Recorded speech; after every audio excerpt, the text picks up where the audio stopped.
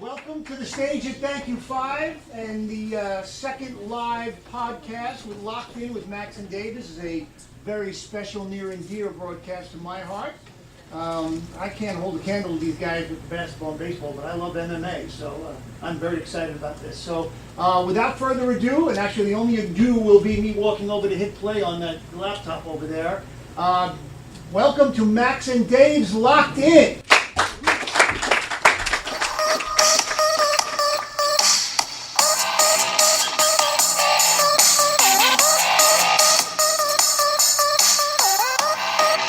Yeah, you now locked in with the best. We ain't rocking with the rest. And when it's game time, we gon' put you to the test. Come the ball, we hitting it, kicking it, or we dribbling, passing it, or we running, or it's the ring that we flip you in. So what's the news? You want the scoop? You gotta keep it locked to Dave and Max podcast through your speaker box. What's poppin', my friend? You know the drop in. And the only thing left to do is keep it locked in.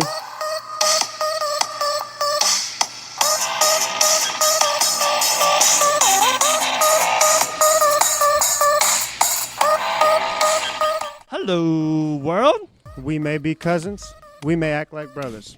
One thing we do know is we know sports. You are now listening to Locked In with Max and Dave. That feels good. Back at it again. Locked In 2. Always feels good. Yep. Saying Locked In intro song. Yeah. Jon Jones doesn't even have one of those. Nope. We have our own intro song.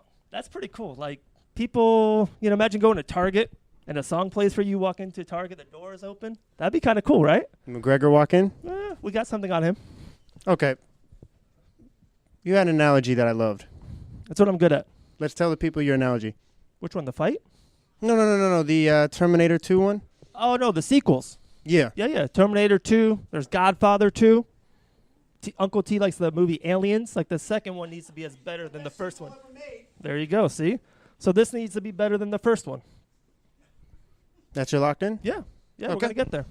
Everybody has a paper that's on your table. It's full of our information. If my dad, no offense to you, Pops, isn't good with technology, you just go on your iPhone, Every iTunes. time you start something with no offense, there is offense. Okay, true. So if everybody takes out their iPhone, this is the one moment where I don't think it's rude. You take out your iPhone, you go on iTunes or the podcast section, type in Locked In with 2 N's, and hit that subscribe button. It motivates us. It helps us build a movement, build a brand. And then for those Android users, which we frown upon here, take out your Androids and type in Locked In on Stitcher Radio. And the same thing, you hit that download and subscribe button. Yeah, it's free. There's nothing wrong with free. Yeah, my favorite 4-letter word. Okay, so this episode in particular is something that means something to me on a personal level. Okay, get personal then. I always got to get personal. We have a sports podcast, obviously, and it covers basketball, football, you name it. Hockey, lacrosse. Not really. I don't think we talked about those. Not those two. Golf. But what really started it all for me was in Aunt Barbara's house in New Jersey years and years ago. I remember watching Mirko Cro Cop left head kick knock out Mark Hunt. And everyone knew that left head kick was coming, but he continued to throw that left head kick and knock people out. So I became like an MMA fan. I was already doing martial arts since I was 4 years old, but I really became a fan of watching Pride at the time. And then it went into, of course, UFC and watching Matt Hughes at the time, Rich Franklin at the time, GSP, Randy Couture, the Chuck Liddells of the world. So really where I began to become a huge sports fan, and now we're making it big in broadcasting for sports, was all with mixed martial arts. So I use this analogy where anybody, whether it's in a parking lot, at work, at school, right now, if a fight broke out, everybody would stop what they're doing and watch a fight. Yeah, like if we just started a basketball game in here, some people would watch, some people would just go on their phones. But if there was a fight, everyone would be like going around. Remember? Like Yeah. People would be like, fight. Definitely. I would root for Anderson right now in the room. I'm pretty sure everyone would. Oh, no. But I don't know. That Michael guy's pretty good. Yeah, he's pretty good over there. We see him. So my point is, fighting has been the root of my sports entertainment, my sports fan. All began with mixed martial arts. Okay. I love it. Well, there's a big fight coming up. We got to dive into that. There's this Conor guy, this Floyd guy. I don't know if you ever heard of him. August 26th. It's a big fight. Biggest of all time. Yeah, it could be the fight of the century. Okay, let's dive right into it. Yep. So everybody's telling me, including you, Floyd Mayweather, 49-0, Floyd Money Mayweather is going to beat Conor McGregor. Oh, yeah, destroy him. It's And not close. what's even It's worse? a boxing match. What's even worse is I hear people say he's going to knock out Conor McGregor. Probably. He hasn't knocked out somebody in 20 years. I'm here to tell everybody, when I first came on Locked In Live #1 here at Thank You 5, Port Orange, Florida, I said Floyd Mayweather's going to win because it's a boxing match. And I just didn't sleep well that night. It didn't sit well with me. Okay. And then I really started to watch the press conferences. I really started to look into everything. And I don't know why I ever counted this man out. Conor McGregor, ever since he entered the UFC, before he's in the UFC, they have a film of him saying, I'm going to be a UFC 2 world weight championship fighter. He did do that. A champion in 2 weight classes, never been done. Same time. Before he even got into the UFC. Mm-hmm. And what did he do? He did it. He said, I'm going to beat Jose Aldo in round 1, and nobody beat him in 10 years. What did he do? He did it.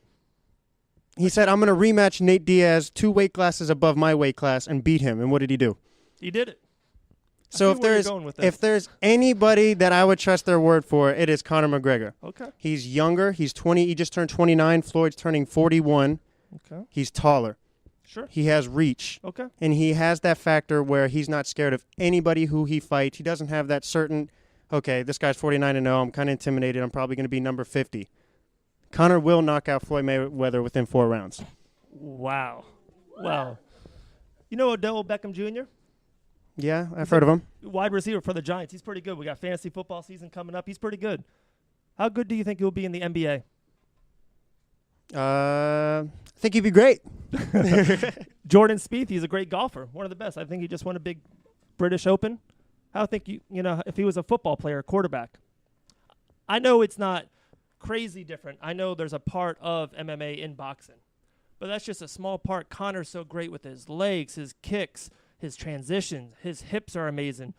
And I hope you guys don't think that's too, but you know what I mean. He's got amazing hips. It's different. The boxing game is different. Boxers, that's all they do is train how to box, roll with the punch. They can get hit. It's a boxing glove instead of MMA gloves. It's a totally different sport. Entirely true, but he's got no shot. He's 49-0. Floyd Mayweather has never faced anyone with Conor McGregor's style. Yeah, he's never faced an MMA fighter. He fights boxers. Conor McGregor not only will be throwing different stances at him, different angles at him, the one thing Conor is amazing at is his fighting IQ and his timing. Okay. He's studied Floyd. What does Floyd do? He's a defensive fighter. Sure. And what does Conor do? Every single one of his fights is he pushes the pace. Very true. So he will do something that Floyd has never seen. He's not fighting a traditional boxer. So, yes, he is not a pure boxer like everybody else is. But that can almost be an advantage instead of a disadvantage. I hear you. Okay, so you think his advantage, you think Conor can go, he kind of gassed out. That's his little, he kind of gassed out against Diaz later in the rounds. You think he can go round 7, round 8, round 9 with Floyd? Well, the reason why he gassed out is he was fighting 2 weight classes above. Okay. Which means that kind of limits your conditioning in training camp. But he won't gas out in boxing. He's the bigger man. He has reach. He's training. I know you see his Instagram. He's training his butt off. He won't gas out. Conor McGregor at your house, August 26th, will knock out Floyd. He even said it 4 rounds. I'm taking his word. So you just told the whole world that we're getting it at my house? I'm assuming everyone's invited. My bad. Oh, my gosh. Okay, question for you. If the 70th best boxer in the world fought the 70th best MMA fighter in the world in boxing, who do you think would win? The boxer. Okay, so why do you think the number 1 boxer maybe ever of our generation, Floyd, is number 1? We might not like the man. We might not like what he does, but he's the best boxer of our generation. You don't think he's got a shot?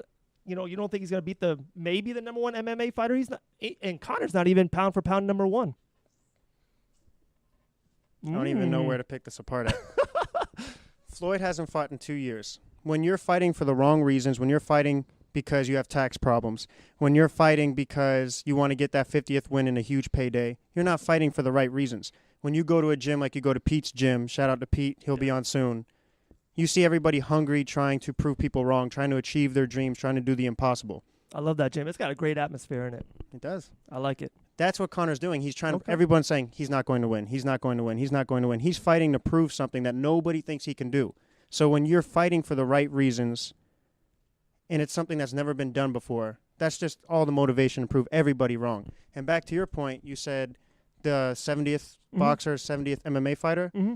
We've never seen a star like Conor McGregor, not only in the UFC, but almost in sports.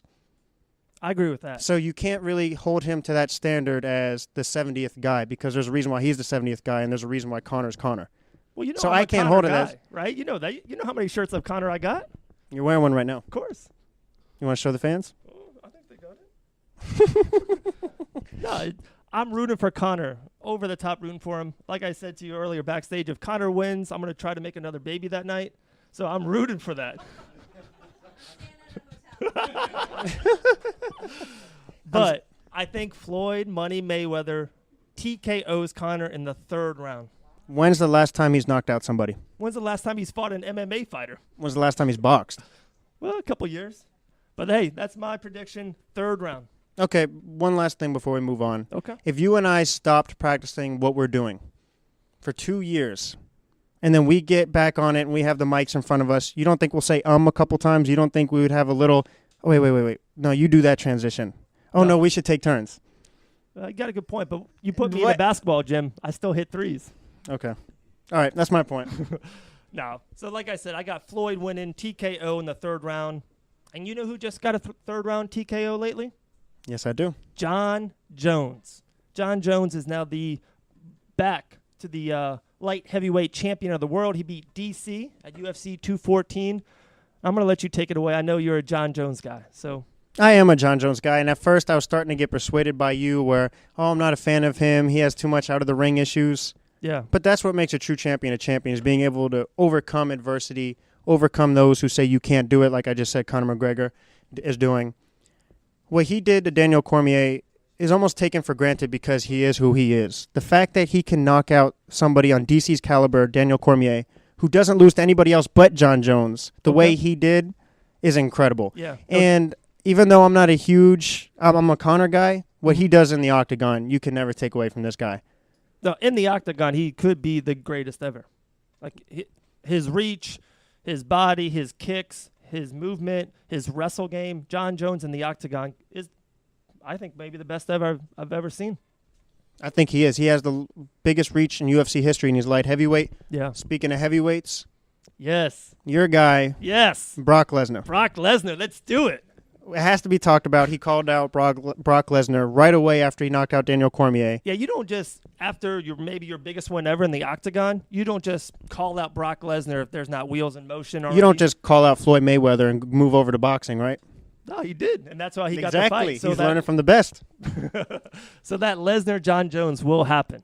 Yeah, I think people are like, okay, I can't wait for this fight to happen. Brock Lesnar got tested for steroids and was tested positive for steroids last fight. That happens. So it will take about 6 months just for him to get through the commission and all that testing once again, and then for him to train properly and fight arguably the GOAT inside the octagon. Agree. But that being said, say the fight happens within a year or 8 months, whatever the case is. Okay. I know you're a Brock guy, but you don't ever think Brock Lesnar is going to beat him, do you? Oh, of course. Brock Lesnar's going to win. Gary, who's going to win? Brock Lesnar. See? 2-0. Is he a WWE fan? A little. Oh, okay. No, I'm just going to say this. Yeah, Jon Jones is 98%. But one thing Lesnar has, dude, Lesnar's got 40 pounds on him. Like, he's a bear. He's an athletic bear. So what happens if Lesnar gets his hand on him, gets his mitts on him? I'm telling you, there's a shot there. You're giving him no shot, but you're giving Conor a shot? You just said athletic bear. I saw Dave, that movie, Dad, The Revenant. I got you. When Brock is 265, he has to cut to make 265. Very true. But he curls up in a ball like a little kid when he gets hit. It doesn't matter how big you are. When you get hit and you don't have a chin, your reaction's more important than your size. He doesn't know how to take a punch. And you're fighting against someone who just knocked somebody out with a head kick. So if he can't take a punch, how will he take a head kick? Ooh, he wouldn't take it. If he gets kicked in the head, he's going down. If they fight, Jon Jones obviously is the smaller man, and he won't overpower him. By 40 pounds. He will pick him apart. Okay. And he will, I think within the first couple of rounds, feel out Brock Lesnar. It won't be an easy knockout just because of, like you said, the size of him. But if my prediction would be for that fight, and I'm probably spoiling one of my locked-ins for the future, is Jon Jones would knock out Brock Lesnar within 3 rounds. Wow. So remember last time you were winning every time? Yeah. I think you're winning again this time too. Maybe I just live under the spotlight. Okay. Let's transition to one of our favorite things. It's what we do best. We love doing Mount Rushmores. We do it at like point guards in the NBA. We did it of shooting guards. So, of course, it's the Fight Podcast. We got to do our Mount Rushmore of UFC. I'm always ready for that. You ready for that one? You like that, right? I'm always ready for that. So the I floor take is this extremely seriously. Okay, so you're taller. You got better length. Your shoulders look a little bit wider than mine, so I'll let you go first. I think you used that line last time, too. Okay, so my Mount Rushmore, I'm not going to go – we're not going in order from 1 to 4, right? No, just your 4 best UFC fighters of all time. Okay, I'm going to start with the 2 guys we've already talked about. Jon Jones, what he's done in the octagon, his resume is – there's no blemish on it. Besides that disqualification of Matt Hamill, which we all know he was winning. Yeah. So undefeated in the octagon. Undefeated. Beating Shogun, beating Rampage, beating Rashad, beating Lyoto Machida, beating Chael Sonnen, beating Gustafsson, DC twice. He's on Mount Rushmore. Yeah. Oh, okay. I disagree, but okay, I'll let you have it. Oh, okay. Then, secondly, I have Conor McGregor for what he's done in the sport. Yeah. What he's breaking the barriers every time he fights, breaking pay-per-view buys. The way he's representing the UFC. He has people in the boxing world like Paul Malignaggi talking about Conor, talking about mixed martial arts. Mixed martial arts was never the biggest thing. Now it is the biggest thing, and Conor's a huge part of that. 2-weight world champion. The way he predicts his fights, Conor McGregor is on there. I agree. Conor's on the Mount Rushmore. Okay. Okay. Third one, GSP. George St. Pierre just got announced for fighting Michael Bisping, and he will be a 2-weight world champion also. Okay. He's on there. For what he's done, he only has 2 losses, and he revenged both of those losses in dominant fashion. Yeah, no, I agree with that one too. And with GSP, when he was in his prime, I think welterweight was the best class in the UFC. When he was fighting Matt Hughes and BJ Penn, welterweight was stacked back then. So I agree with GSP. Okay, George St. Pierre. Okay. So and Conor. Yeah, so Conor, Jon Jones, George St. Pierre are my 3. Okay. The 4th is where it gets extremely, iffy. Okay. And I know Noah's out there somewhere. He's already like, you can't believe you named this guy already. But I'll name him. I think he just got announced for a fight. I don't know why he's still fighting. I think you could probably beat him too right now. I agree with that. Anderson the Spider Silva for what he did for the sport as well. Yeah. When he was at his peak, he would drop his hands. And the way he beat Forrest Griffin is probably the most embarrassing way anyone can lose a fight. What he's done, and he was impossible to beat. It was like the mystique and the aura around him was, how do you beat this guy? He just made it look so easy. There's 2 blemishes on his resume that you could probably point out is who he fought. But that's not really his fault because it's like Demetrius Johnson. It's his weight class. I would take that weight class. Yeah, he was the best middleweight for 5-6 years. Unbeatable. The best fighter for 5-6 years. Yeah. But what he's doing now is starting to hurt him a little bit just because it's like, okay, lost. But what he did is still what he did. You can't take that away from him. So Anderson Silva would be that 4th spot. Okay, so I agree with your Silva, agree with GSP like you said, and I agree with Conor. So there's a 4th one that I don't agree with. So you have Jon Jones on there. Of course I have Jon Jones on there. I don't have Jon Jones on there. You want to hear my 4th? Did you bring a Grey Goose backstage? My 4th is Ronda Rousey. That's my 4th. What she's done for MMA. Like Mount Rushmore. It's like historic. She's brought women's MMA to the forefront. She's won 6 when she was the baddest woman in the world. She was beating people first round armbar.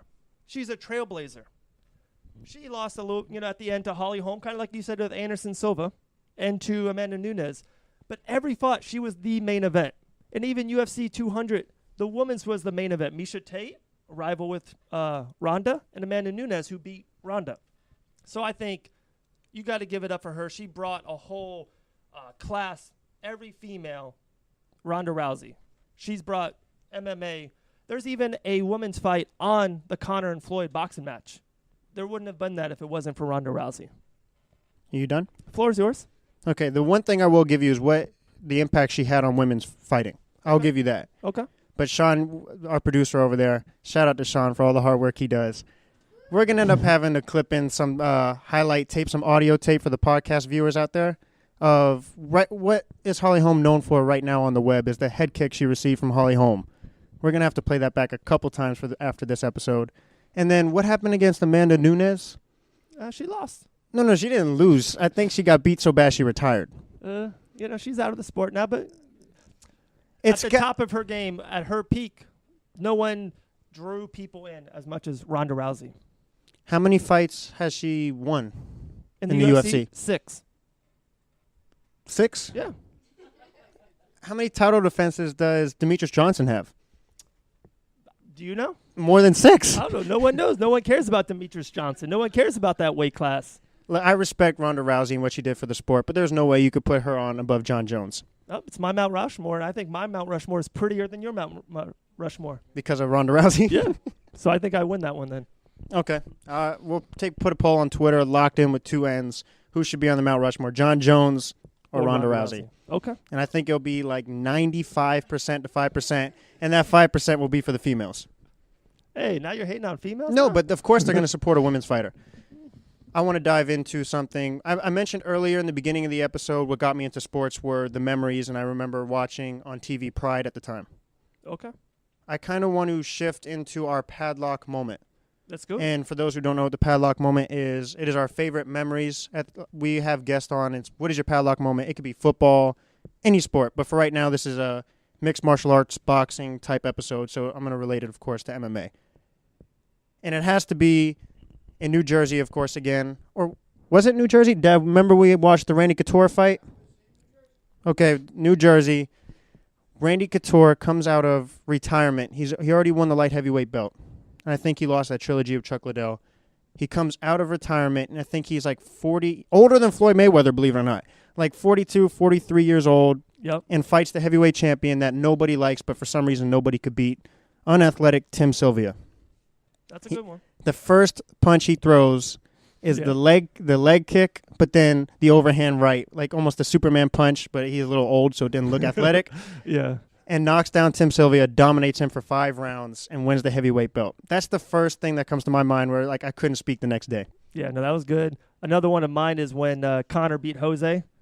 Oh, of course. In 13, 14 seconds. And, like, I kind of remember seeing the punch, but all I remember is just, like, jumping on you and just, like, somehow tackling you to the ground. Like, that's all I remember. Yeah, I woke up probably, like, 3 minutes later.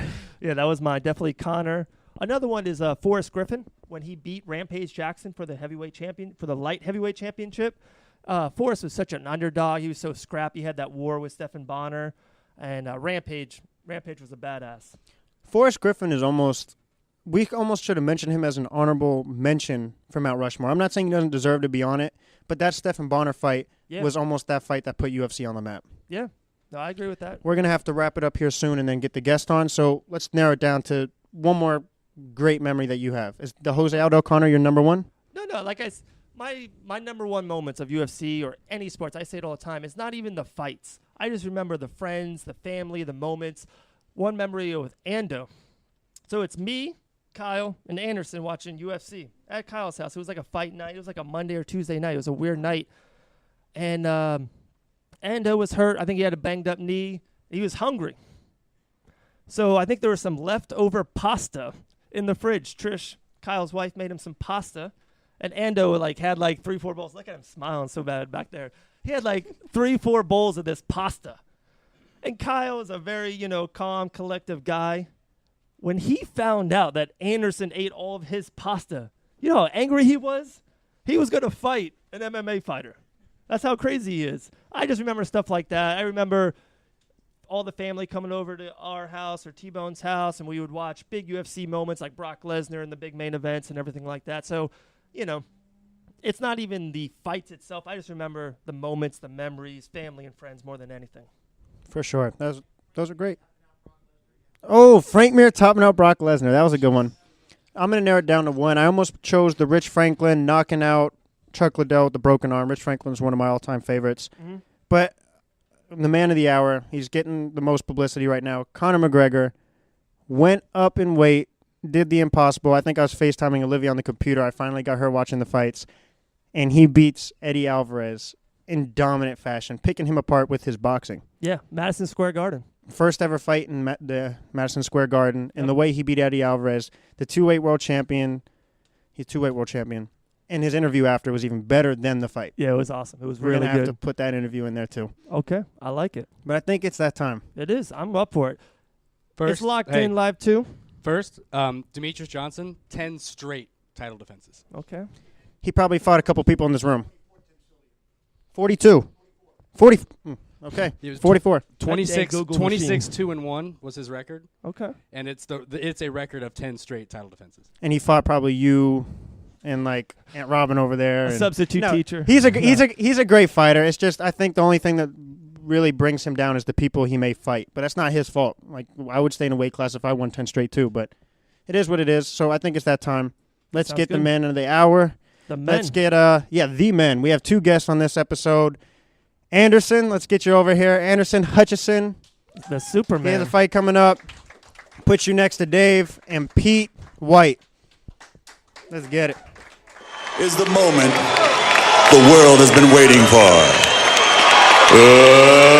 Let's get ready to rumble!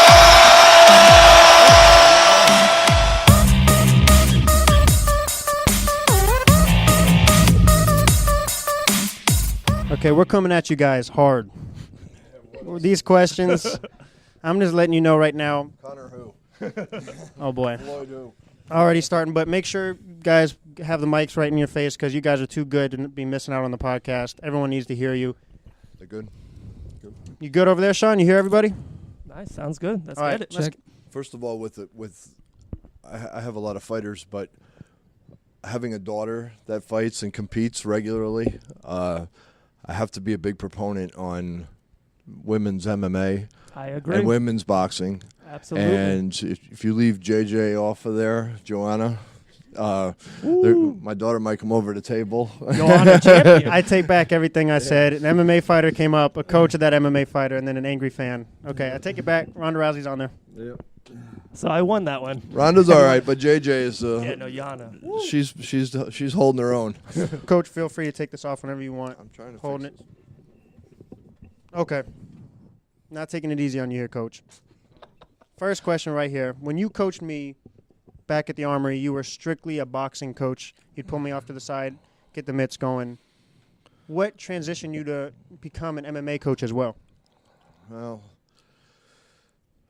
I love boxing. It's my passion. But when MMA wasn't formed in Florida back then, there was just basically boxing events and Muay Thai events at that time. There was a lot of jiu-jitsu going on, but there wasn't amateur MMA in the state of Florida.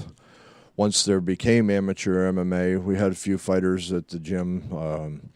Some guys back then, Jay Presley and Sean Baker and some other guys. They had, once they started doing the MMA, everything started going to the ground. All the wrestlers rose to the surface. Everything started going to the ground, and it was wrestling matches and jiu-jitsu tournaments. Basically, it was amateur MMA. And it was kind of, I mean, not for the lack of any of the other stuff that's not great, but it was kind of boring. So when we started getting some guys knocking people out in the amateur MMA, it started to excite things, and that's kind of how I rolled over to MMA, which I swore I'd never do. And then all the kids that have been with me ever since then, Anderson's been with me for a long time now, and we've done some great things. So that's kind of how I got sucked into this whole movement. But It is a movement. yep. Ando, your turn, my man. What was the origin of you becoming an MMA fighter? Well, at an early age, I was a soccer player. I played football and I ran track in high school, and I was pretty good at all of them. You know, being adopted from Brazil, I played soccer all the time. That's all I did. When I came here, I played football, ran track, and after high school, I did the college thing. It didn't work out for me, and then College is a little overrated. I agree with that. I went into a gym in my town, a small little MMA gym, and I was always a fight fan of Mike Tyson, Ali, and all those people. Sure.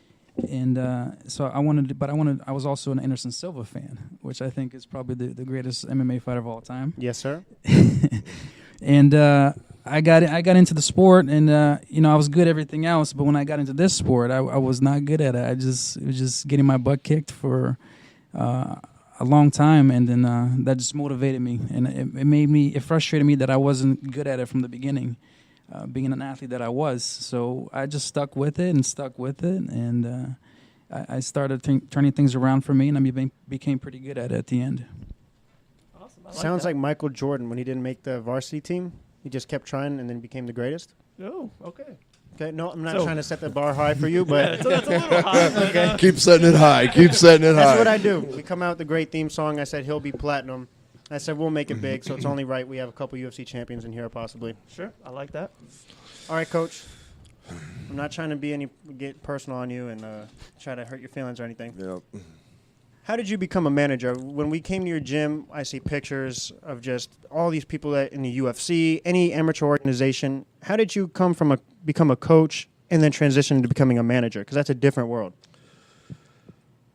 Well, I kind of I looked at things from a bigger picture, and as I was getting into this whole MMA world and all this stuff, and I see these kids, they come in and they're doing all this, and then I see a lot of these coaches and managers that are trying to handle these fighters, and we want 25% of this, we want 30% of that, we want 10% of this, and they're just money hand over fist. And yeah, it's a business, and all these guys got to take care of their gyms and all that stuff, but I never did this for money. And I still hold that. I've never done it for money.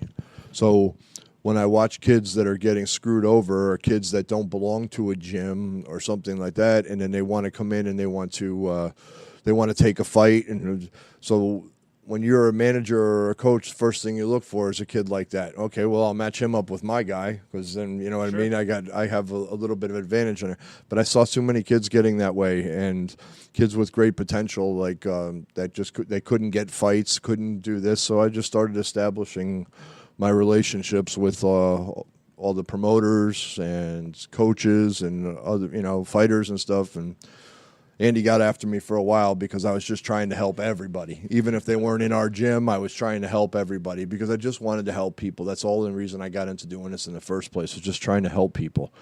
And, yeah, he's right. And he was right. I can't help everybody. I have to focus on the ones that are in front of me.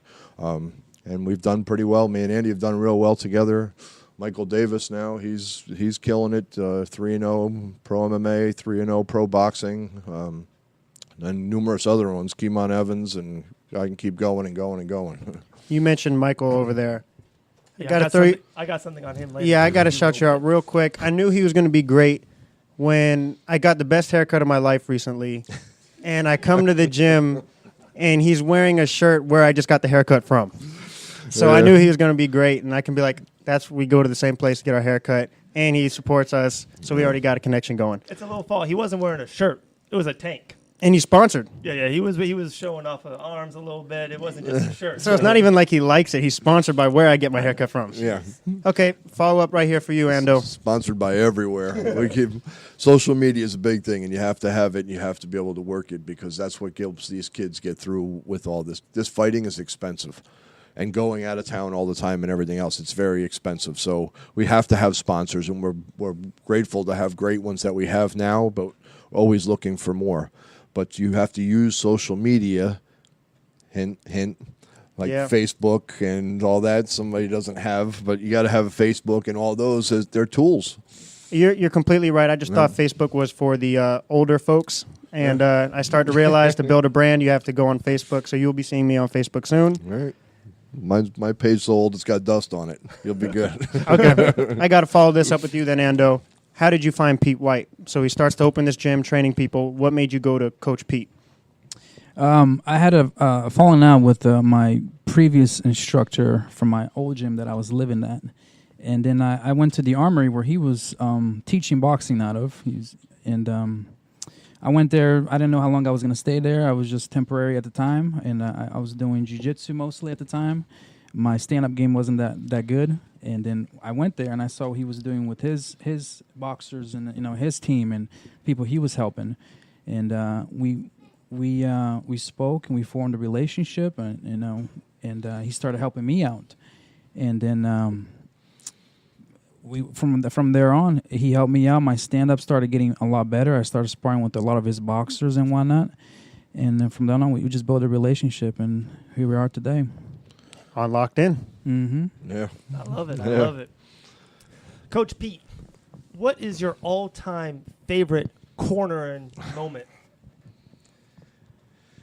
Well, this one, I told you, that was a tough one. That's a good one, right? Man, like I said, I've stood in the octagon at the UFC in the MGM Grand with Alex Nicholson. I've cornered so many kids in their first amateur fights. Anderson, we've walked to the cage 7 times. Michael 6-7 times. My daughter, my kids. My son was my very first fight, and when he fought, he won his first fight, and that was a pretty proud moment for me there. My daughter, when she won her first fight. I can't really pick one. When these guys fight and they win and they knock somebody out or they submit somebody or whatever, you get such an adrenaline rush. Sure. My adrenaline rush comes from seeing the smile on their face and see it makes me happy. You can make me tear up. Every time that happens, and I can't even tell you how many fights I've cornered. I mean, there's just been hundreds over the years, and just seeing other faces, that's my adrenaline. That's what keeps me going. A lot of times I get tired and aggravated and frustrated, and I just want to walk away, and I'm like, all right, I'm done. I'm retiring. I'm getting out of this. But then there's always those kids' faces that I picture or whatever, and we go win a fight, whether it's an amateur fight or a pro fight or whatever, and it's just it's a pretty good moment, and it makes me just keep sucking me into this, That's fantastic. I agree, too. Like, I was a T-ball coach, and Yeah. our team went 8-1-1. Yeah. And I'm telling you. But I'm telling you, I coached little kids playing soccer before. I did all that stuff, and it's just a great feeling seeing them kids like that. So I guess this is what I was supposed to do.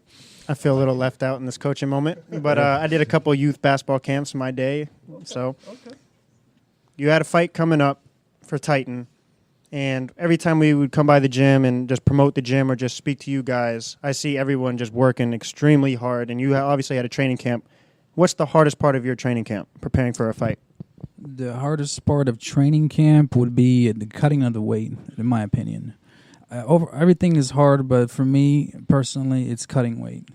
Trying to get, stay strong, have a good conditioning while you're dropping weight, while you're getting smaller. At the same time, you want to, stay pretty strong and conditioned. The lack of food, lack of nutrition, whatnot. That actually leads to the next question. Look at this.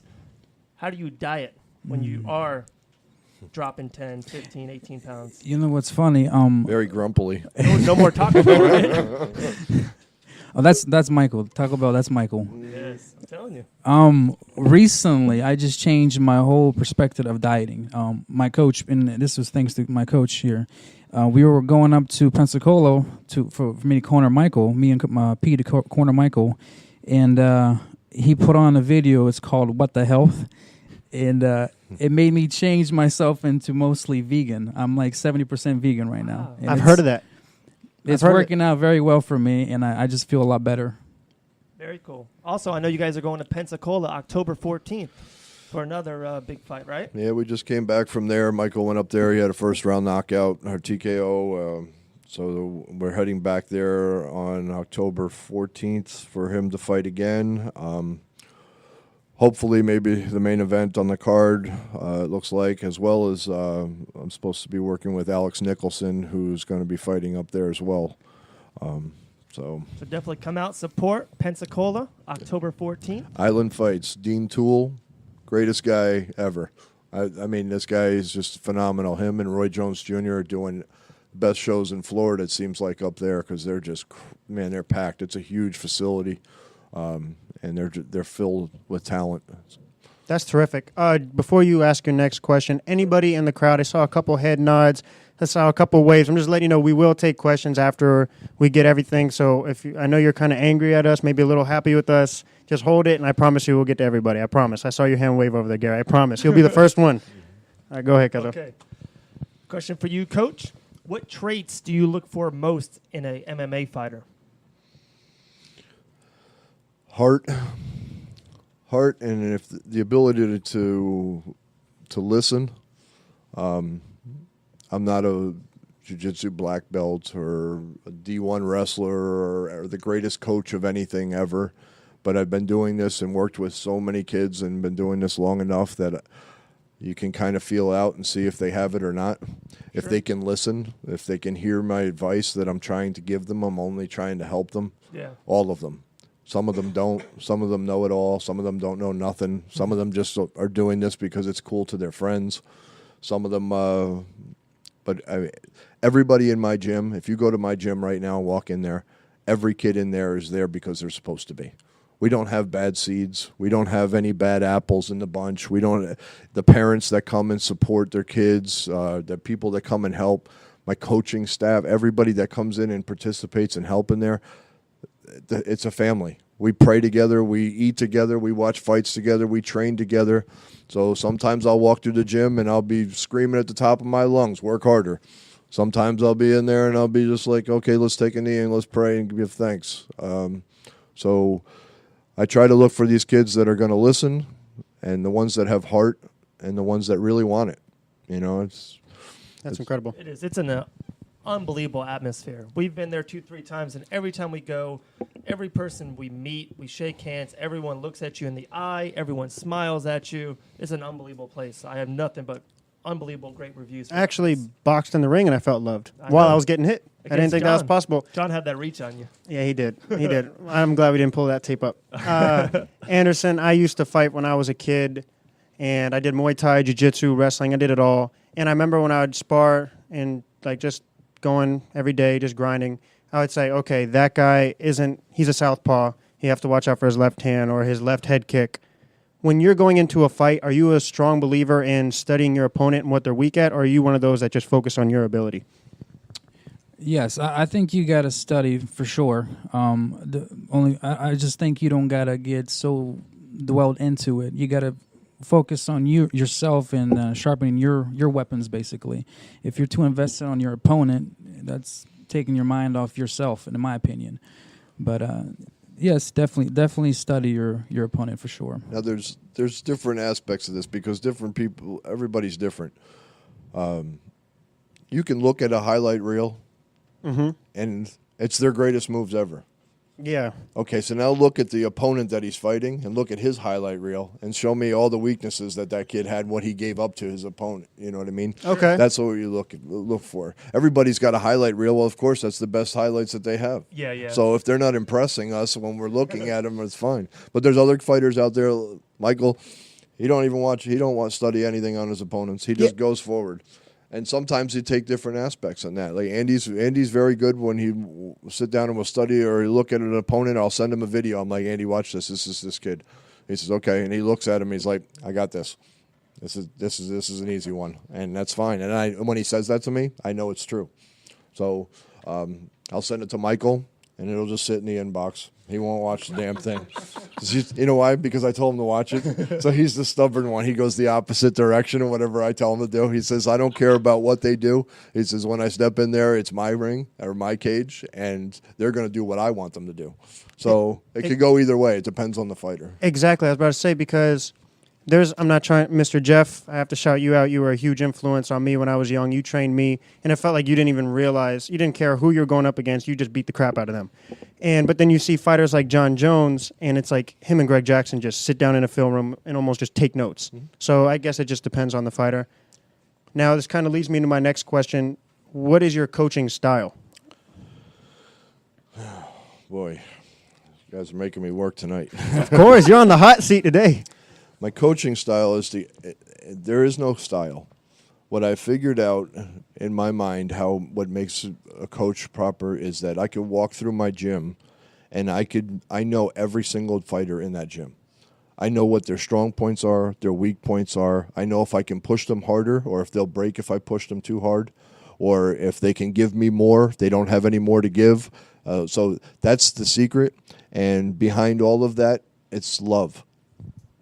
And you won't hear any other coach say it. I love all my kids. Every one of them, they're like my own flesh and blood. Anderson's like my son. Michael's like my son. My daughter. And my wife, who never gets enough credit for everything that I do. She's my partner in this, she's my backbone, she's my everything. But all these kids, I love them, and I tell them, I'll tell every one of them. I walk through my gym, I tell them, I love you, love you, love you. Let's go, and that love builds a strong bond.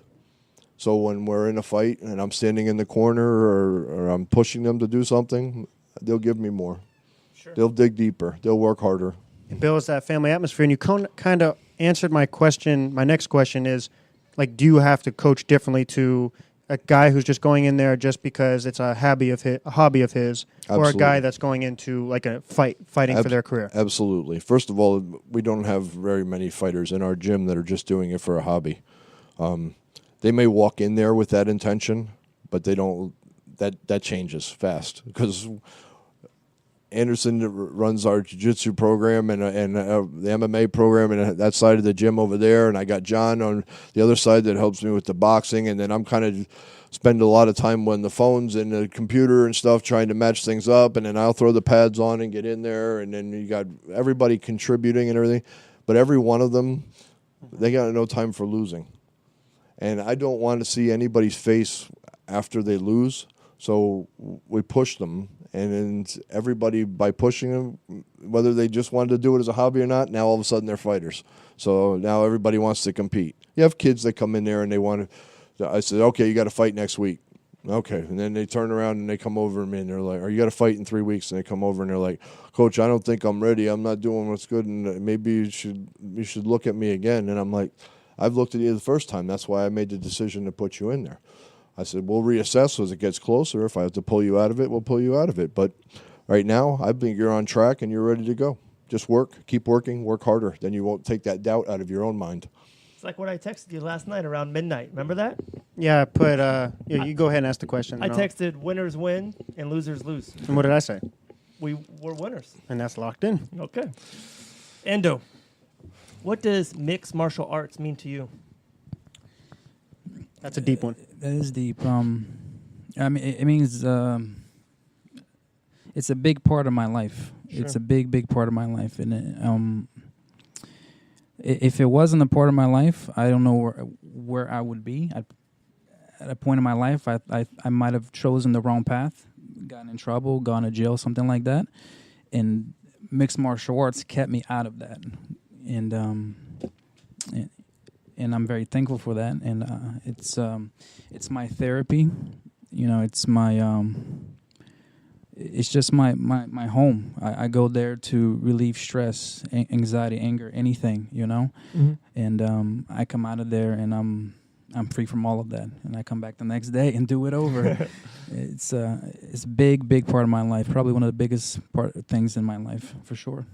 Wow, that's awesome. That's very cool. What is your 5-year goal in MMA? Wow. I told you, we're going hard. In the UFC,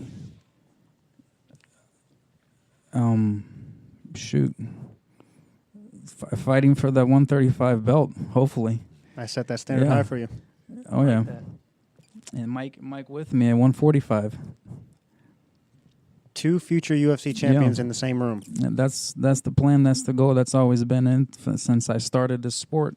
When I first started it, you know, I started it to basically stay out of trouble, relieve stress, you know. And I was an athlete. I was competitive, but I wanted to be great at it. I wanted to be good at it, and I'm at a point in my life where that's where I'm headed. That's what I want. I want the world championship, and I want to be in the UFC and be the 135 champion. I completely support you, but we have to get tickets to that ringside for that belt. Absolutely. Right. Pete, who is your all-time favorite boxer or MMA fighter? Oh, boy. It could be one of your own. It could be an old school guy. It could be a nice, beautiful female. Any of the above? I have so many, man. I don't have. I don't think I have like a top one. I'm a big. A lot of people say, "Oh, he didn't have the greatest record, or whatever," but he was a great guy. He was a world champion. Mickey Ward was a great boxer. I think Roberto Duran would probably be right up there in the top. Roberto Duran and Marvelous Marvin Hagler, that whole era back then, Sugar Ray Leonard, all those guys, that was really boxing back in the day. I mean, these kids now, boxing and MMA, everything's changed. Everything's evolved so much. You know, 91 when the UFC came out and the MMA came out, and you saw guys in there, Hoyce Gracie and all these Dan Severinsen. You had a wrestler fighting a boxer, fighting this.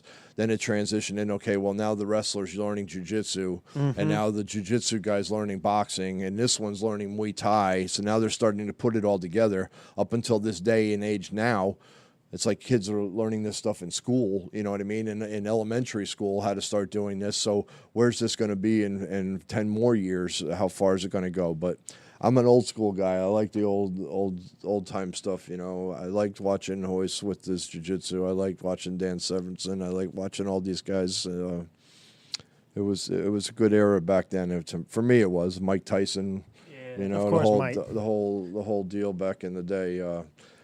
I'm a big right now. I love my favorite UFC fighter of right now is probably Joanna. She's a beast.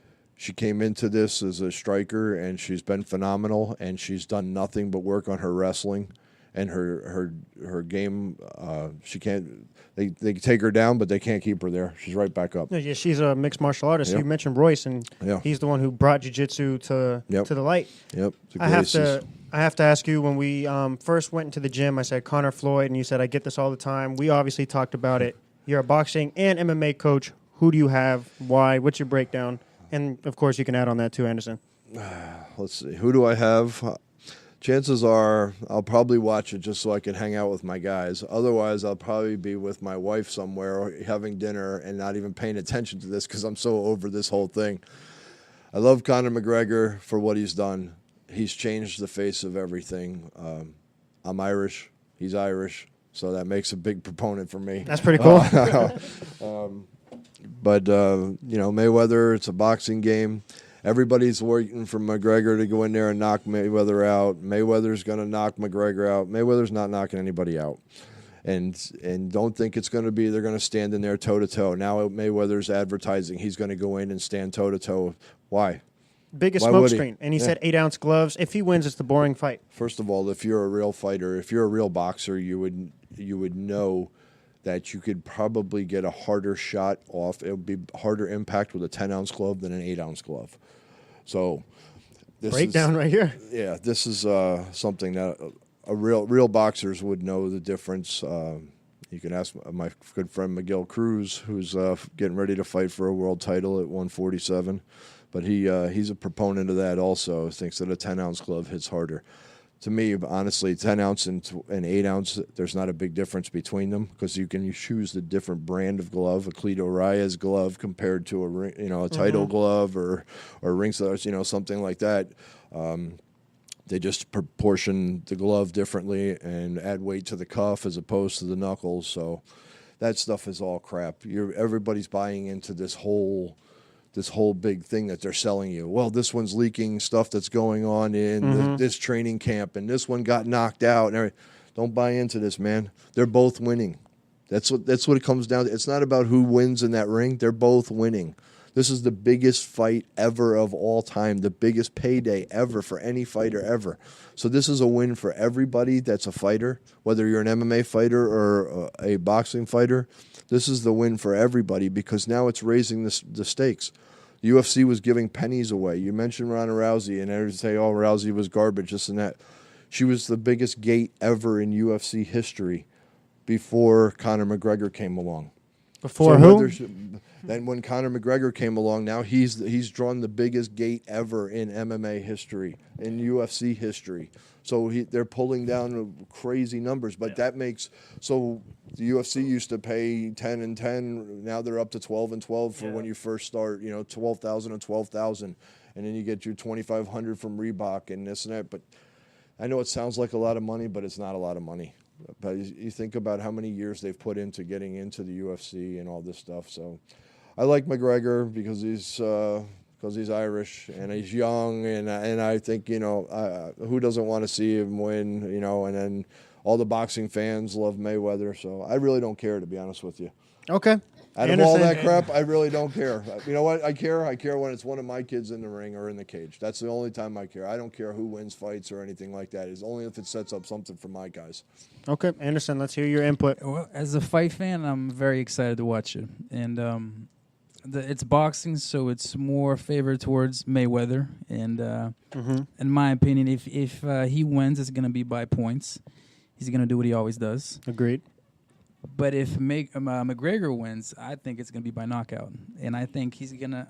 You had me sold when I heard you talk in the beginning. Let's go. You had me sold on McGregor, and I think if he hurts him, he can do it. If he can get in there, he can do it. But can he get in there? That's the thing. Floyd's whole game is not getting hit, but he's never fought someone with these angles. Yeah, but they've tried.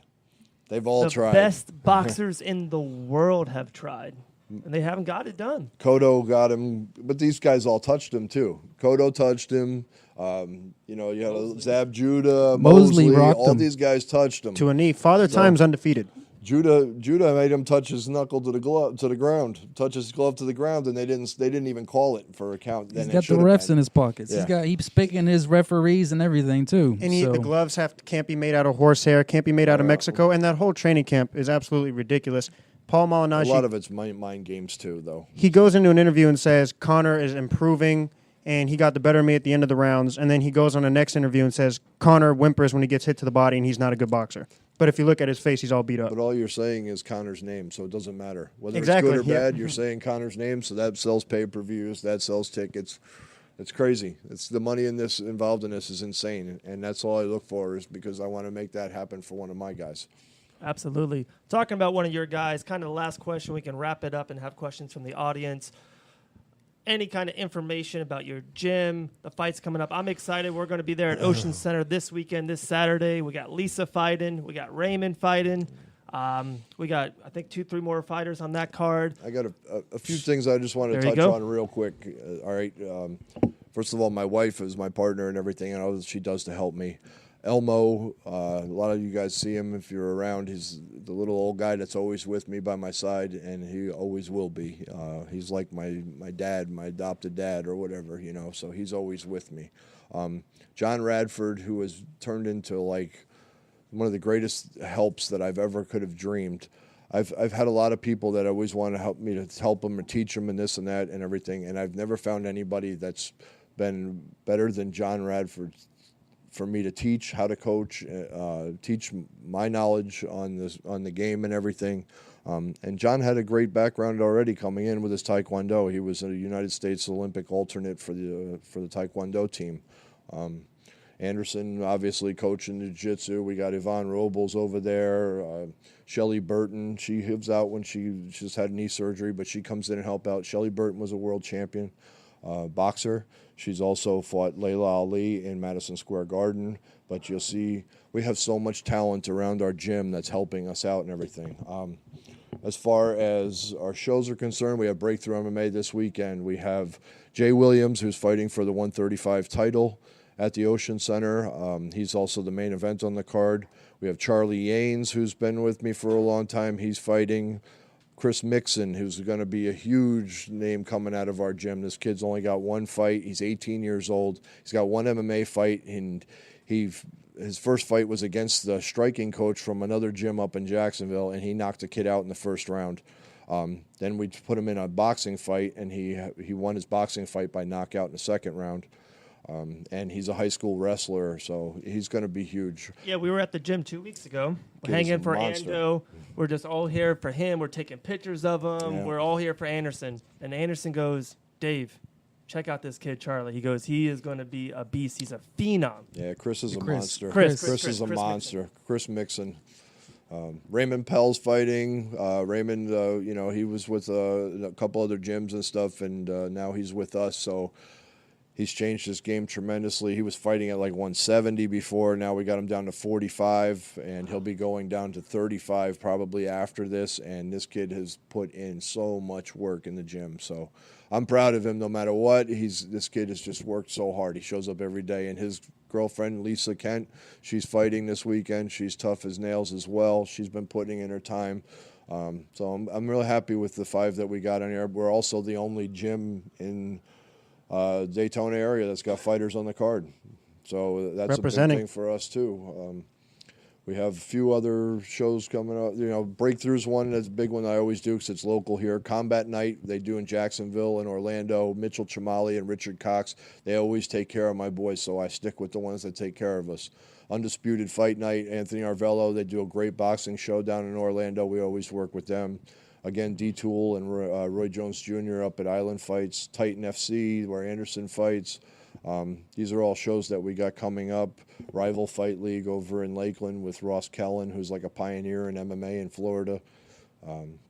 So everything takes a team to put together. We have, like I said, so many guys and so many people. New Smyrna Beach Spine, Donnie Walsh. This guy's been with me forever, one of my great friends. He does great things to help out all the fighters, especially Michael, my daughter Taylor, helps out. He does chiro work and helps with injuries and stuff. Rachel over at Elite Spine here in Port Orange, she's great. South Daytona, she's awesome. She always helps us all out. I got a new one that I'm working with now, Dr. Jason Chattel. He's got anti-aging and regenerative associates here in Port Orange, right close to my gym. This guy does like all kinds of IV therapy and stuff with vitamins and minerals and all this stuff. Plus, they do stem cell, they do everything. In this sport, there's 100% injury rate. So I'm always looking for help because these guys got to get them fit, patched up, and get them right back in there. Dimitri at Fit Meals, guy is awesome. Sounds like you have the dream team. Oh, man, we got everything going. Winners Pub, Jeff and Nina Hayes, my best friend over there, is doing great things. And, man, they're doing awesome things at their new pub down there on Ridgewood by where Nova and Ridgewood meet up. So we got good things going, man. I appreciate all the time and everything here, and I'm thankful for everything I have. I'm pretty blessed. Well, thank you guys for both coming on, Pete and Anderson. But I've been seeing a whole bunch of faces in the crowd saying they want a question. Yeah. Gary, I promised you the first question. Let's hear it. All right, this is for Coach Pete. Like you said, the fights Let me read this up. fight's a big publicity stunt, and you don't really have a personal opinion in it. But let's say, take the best boxer you ever worked with, and then take the best MMA fighter you ever worked with, and give yourself ample amount of time to train that MMA fighter in boxing. How would that fight go? What chance would that MMA fighter have in a boxing match? That's a pretty good question. I've had Okay, a couple. Gary. Okay. I've had a couple of doozies, and they've actually worked together. I mean, Anderson sparred with pretty much everybody we've had in the gym. I had a kid, I got one there, Keemon Evans, who's a cruiserweight. He's been with me since he was a kid, and he's won Golden Gloves in the whole 9 yards, and he's still with me. He's a pro now, 3-0 as a pro. He's good. I had another kid, Michael Gillen. Michael had close to 300 amateur fights. He's won everything, been to the Olympic trials, the whole 9 yards. I lost him last year. He passed away. He was like my son, but that kid could fight anybody. At 130 pounds, he would spar with everybody in the gym, and he could handle his own. So it'd be tough. I mean, him and Michael had gone at it. Michael had gone at it a couple times, but it's tough. And I understand what you're saying. And a real good boxer like Floyd, it's going to be hard to beat him. And it's tough because like Guillermo Rigondeaux is one of the greatest, probably in the top 3 greatest fighters on the planet right now. But nobody knows him because he's boring, because you can't touch him. You can't hit him. And now everybody's catching on to this whole Lomachenko thing that's going on right now. This kid is a phenom as well. But you try to put an MMA fighter against one of those guys, it's just not going to happen. So it's going to be tough for Conor. He's going to have to catch him. He will. Within 4 rounds. Within 4 rounds. Good question. Okay, Pops. Do you think there's anything in an MMA fighter's, this is for either anybody up there, is there anything in an MMA fighter's style that could confound Mayweather? That's a big word. He's not training Conor McGregor isn't a classical boxer. So is there anything in his training that's going to give Mayweather trouble in his style? Yeah, being unorthodox. And McGregor started out as a boxer, did he not, Pete? He was an amateur. He was an amateur. Amateur boxing boxer. pedigree. So, but Conor McGregor has incredible range. He knows his range very well. Now, as he does it with an MMA, he uses his feet to feel out his range. Yeah. Then once he dials in his feet, he goes right to his hands. So it's going to make it tough. It's going to make it tough for Mayweather, though. I mean, that's the only thing I'm looking at. Everybody's looking at his power, and he's bigger and this and that. That don't mean crap. It's timing. I think he's gonna come in and do some crazy shit. Basically, like he's not gonna come in and just box Mayweather. Nobody can outbox Mayweather. He's gonna have to do some crazy shit. And I just want a head kick and just take him out. I don't know about that. There's too much money involved for that. Yeah. Is there anybody else, Kyle? You usually always have something to say every time. So, is there anything?